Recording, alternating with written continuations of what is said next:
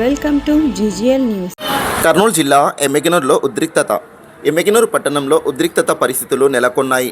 ప్రభుత్వ ఆసుపత్రి పక్కన ఉన్న మున్సిపల్ స్థలంలో అక్రమ కట్టడాలను అధికారులు కూల్చివేయడం ప్రారంభించారు. దీనికి స్థానికులు అడ్డుకోవడంతో ఉద్రిక్తత తలెత్తింది.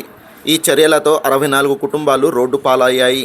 నిన్న రాత్రి ప్రత్యామ్నాయంగా మరో ప్రాంతంలో పట్టాలు మంజూరు చేసినప్పటికీ ఇల్లు ఖాళీ చేయడానికి ఒకరోజు గడువు ఇవ్వాలని బాధితులు కోరారు.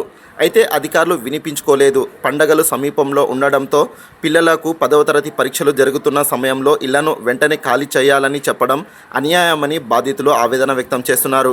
హైకోర్టు ఆదేశాల మేరకు చర్యలు తీసుకుంటున్నామని మున్సిపల్ కమిషనర్ గంగిరెడ్డి తెలిపారు. ఘటనా స్థలంలో పోలీసులు భారీ బందోబస్తు ఏర్పాటు చేశారు. తాజా అప్డేట్స్ కొరకు మా ఛానల్ను సబ్స్క్రైబ్ చేసుకోండి. చూస్తూనే ఉండండి జీజీఎల్ న్యూస్.